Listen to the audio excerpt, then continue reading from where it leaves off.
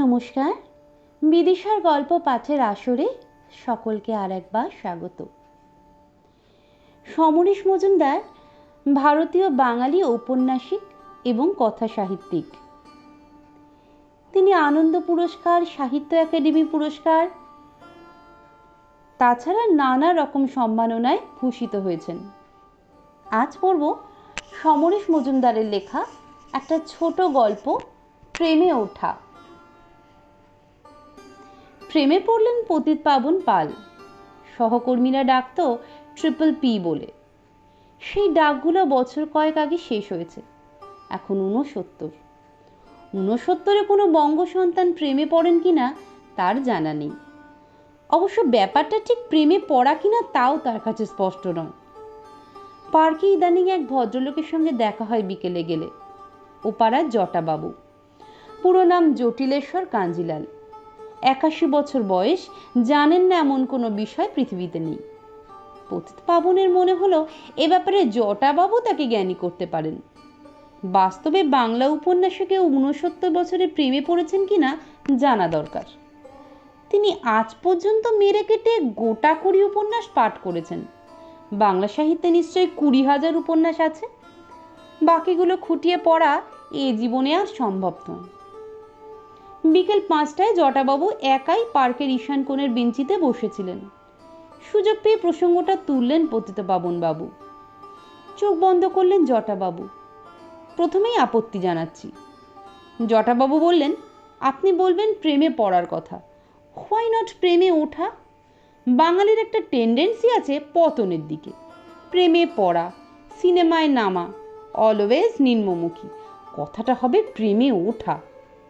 তা চিরকাল পড়া শব্দটাই শুনেছেন, আজ ওঠাতে উঠতে একটু অস্বস্তি হলো পতিতপাবনের। জটাবাবু বললেন, এই যে প্রেম, এ আপনাকে উজ্জীবিত করবে, রোমাঞ্চিত করবে, উদার করবে। এই ঘটনা আপনার জীবন সম্পর্কে আপনাকে একটা আগ্রহী করবে। এতকাল বদ্ধ জলে আটকে ছিলেন, এখন ঢেউয়ের দোলায় দুলবেন। এই পতন নয়, এই উত্থান। তাই প্রেমে ওঠা বলবেন। কত বয়স? 69। একেবারে হাঁটুর বয়সী। কি জানতে চান 69-এ প্রেমে ওঠা যায় কিনা? রবিশঙ্কর বিয়ে করেছিলেন 69 বছর বয়সে। বিয়ের আগে অনেক অসুখের খবর পেতাম, এখন দিব্যি আছে বউয়ের সান্নিধ্যে। রবীন্দ্রনাথ প্রেমে মানে ভিক্টোরিয়ার প্রেমে উঠেছিলেন 64-তে। তারপরের ওই নাবালিকার কেসটা ধরলে 70-এ। হাত নাড়লেন জটাবাবু। বাংলা উপন্যাসে দূর, বিভূতিভূষণ টু সমরেশ বসু মারা গিয়েছেন 69-এর অনেক আগে। কি করে নায়ককে ওই বয়সে নিয়ে যাবেন? তাছাড়া তখনকার বাঙালি লেখকরা ছিলেন বিমল করের নায়কের।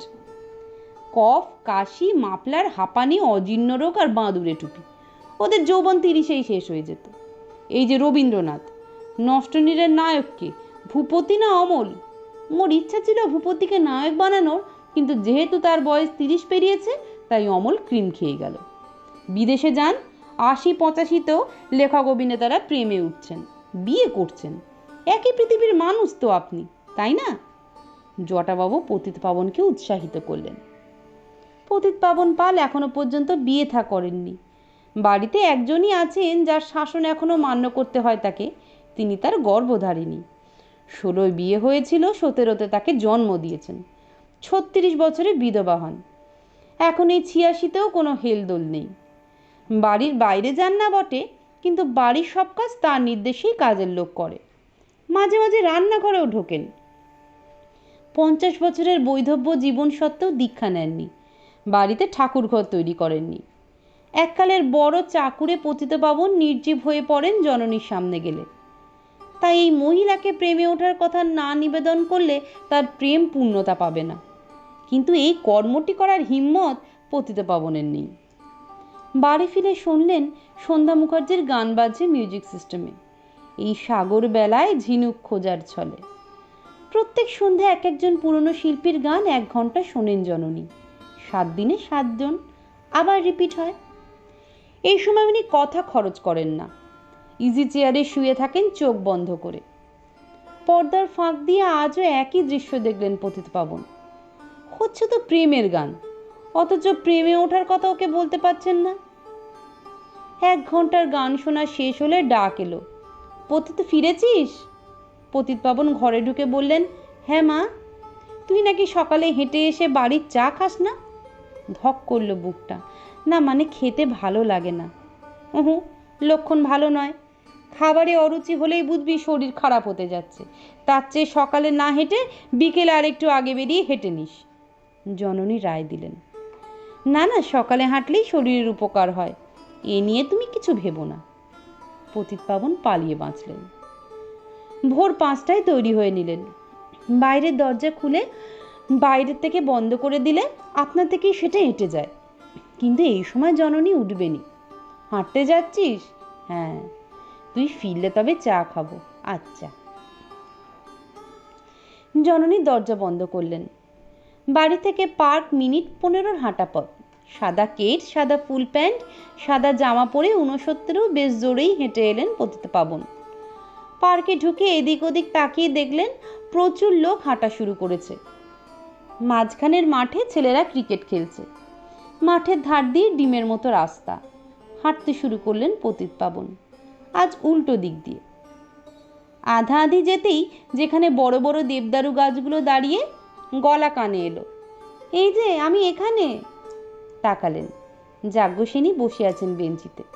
কিছু দূরে তার পরিচারিকা দাঁড়িয়ে, তার কাঁধে ফ্লাক্স, হাতে বাস্কেট।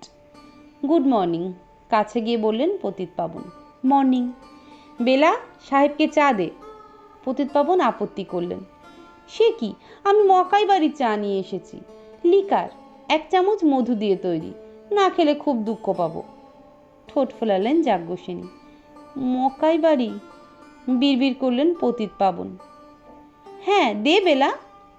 বেলা নামের পরিচারিকা সঙ্গে সঙ্গে কাপে চা ঢেলে এগিয়ে দিল।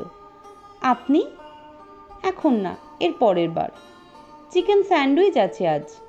পতিতপাবন হাসলেন, বাবা, বেড়াতে এসে এত সময় পান? আগে তো করতাম না, এখন করি। যাজ্ঞসেনী বললেন, আপনি দাঁড়িয়ে কেন, বসুন না, কত জায়গা পড়ে আছে। বেলা, যা একটু ঘুরে আয়, আধ ঘন্টার মধ্যে আসবি, যা। যাজ্ঞসেনী হাত নাড়তেই বেলা উদাও হলো। আলাপ মাত্র 10 দিনের। এই ভোরে হাঁটতে হাঁটতে একটু জিরোচ্ছিলেন। পরিচারিকাকে নিয়ে যাজ্ঞসেনী এখানে এলেন। তার দিকে তাকিয়ে জিজ্ঞাসা করলেন, আপনি সঙ্গীতার স্বামী না? না না, আমি অবিবাহিত। ইয়ে, কিছু মনে করবেন না, কি ভুলটাই না করেছি। তাতে কি হয়েছে, আমি পতিতপাবন পাল। আমি যাজ্ঞসেনী দত্ত, উইডো, বিয়ের আগে বসছিলাম। ও, খুব স্যাড। পতিতপাবন বললেন, স্যাড কেন? না, আপনার উনি চলে গেছেন। ভালোই হয়েছে, ক্যান্সারে ভুগছিল, যন্ত্রণা পাচ্ছিল খুব। আমার তখন অল্প বয়স, এই 39 কি 40, 20 বছর হয়ে গেল। তাহলে অবশ্য ভালোই।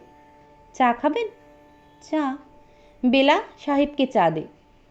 সেই আলাপ। তারপর প্রতিটি সকালে 1 ঘন্টার জন্য দেখা, হাঁটা মাথায় উঠল। জানলেন যাজ্ঞসেনীর বয়স 59। ছেলে মেয়ে হয়নি। নিজের বাড়ি, অর্থাভাব নেই, গান শোনা আর বই পড়া হবি, আর খাওয়াতে ভালোবাসেন। কিন্তু ভালোবাসলেই তো হলো না, ভালো লোক চাই যাকে খাওয়ানো যায়। তাই ভোর হতে না হতেই মন আনচান করে আজকাল, কখন যাজ্ঞসেনীর দেখা পাওয়া যাবে। এককালে যে সুন্দরী ছিলেন তা এখনো বোঝা যায়। স্লিভলেস পরেন, সেকালে হয়তো শাঁখের মতো ছিল হাত দুটো, এখন গজদাতের মতো। তাই বা কম কি? আমি আর পারছি না, যাজ্ঞসেনী বললেন। কি ব্যাপার? পতিতপাবন বুঝতে পারলেন না। দুষ্টু, কিছু বোঝেন না যেন। ও, আজই বাড়িতে আসতে হবে। বাড়িতে? কোনো ভয় নেই। 1 তলায় বাবা থাকেন, বাতের ব্যথায় সিঁড়ি ভাঙতে পারেন না, তাই 2 তলায় আমি একা। কি একা? যাজ্ঞসেনী বললেন। বাবা বেঁচে আছেন? কি ভালো। 90। বাবা মানে আমার শ্বশুর মশাই, মাই ডিয়ার মানুষ। ওকে বলেছি আপনার কথা, খুব খুশি হয়েছেন। খুশি হলেন কেন? বললেন, যাক, তবু তুমি সঙ্গী পেলে। শুনুন মশাই, আপনি আমার বাড়িতে না গেলে বাবা আপনার বাড়িতে গিয়ে মায়ের কাছে প্রস্তাব দেবেন। আঁতকে উঠলেন পতিতপাবন, অসম্ভব। কেন অসম্ভব? কেন? আমার মাঝে কি মানে কত কড়া তা তো জানেন না। আশ্চর্য, 69 বছরও আপনি শিশু হয়ে আছেন নাকি? না তা নয়, তার মানে মায়ের ভয়ে আপনি এগোবেন না? তা নয়, তা নয়, তা নয় করছেন, ভয়টা কি বলুন? পতিতপাবন চুপ করে থাকলেন। সেটা দেখে যাজ্ঞসেনী সরাসরি জিজ্ঞাসা করলেন, সব খুলে বলুন তো, আপনি আমার প্রেমে পড়েননি? না, প্রেমে উঠেছি। মানে? জটাদার কথা বললেন পতিতপাবন। শুনে হেসে গড়িয়ে পড়লেন যাজ্ঞসেনী। একবার পতিতপাবনের গায়ে ছোঁয়াও লাগলো, সেই সঙ্গে ভালো সেন্ট নাকে এলো। পতিতপাবন বললেন, ভাবছি আমি নিজেই মাকে বলবো। গুড, এই তো চাই। আজ বিকেলে আমার বাড়িতে আসতে হবে, বাবা আলাপ করার জন্য মুখিয়ে আছেন, যাজ্ঞসেনী ঘোষণা করলেন। দরজা খুলল বেলা, দেখেই চেঁচালো, এসে গেছেন, এসে গেছেন, মা এখন বাথরুমে, বসুন। কে রে বেলা? বৃদ্ধের গলা কানে এলো। ওই যে সে। বেলা কান পর্যন্ত হাসলো। বৃদ্ধ ঘরে ঢুকলেন। পাকা আমের মতো দেখতে। পতিতপাবন? আগে হ্যাঁ। বৌমার প্রেমে হাবুডুবু খাচ্ছ? না মানে? আবার না কিসের, বসো। ব্যথা করনি শুনলাম? হ্যাঁ, কড়া হয়ে ওঠেনি। এই 20 বছরে অন্তত 15 জনকে দেখলাম। ম্যাক্সিমাম আয়ু যার ছিল সে 3 সপ্তাহ এসেছিল, ব্যাস। কেন? বৌমা তো সতী সাবিত্রী মহিলা, খাবার খাওয়াবে, গল্প করবে, যত্ন নেবে, কিন্তু নিজের ঘরে একা শোবে আমার ছেলের ছবি নিয়ে। বিয়ের পর কোন পুরুষ সেটা সহ্য করবে বলো? আমার মতো বুড়োও করবে না। ঠিক ঠিক করে হাসলেন বৃদ্ধ। পতিতপাবন আর দাঁড়ালেন না, খোলা দরজা দিয়ে বাইরে পা বাড়ালেন। প্রেমে পড়লে গড়াগড়ি খেতে হয়, কিন্তু প্রেমে উঠলে তো উড়ে যাওয়া যায়। আর যাই হোক, প্রেমে ওঠা তো ওলা ওঠা নয়। সকলকে অনেক ধন্যবাদ।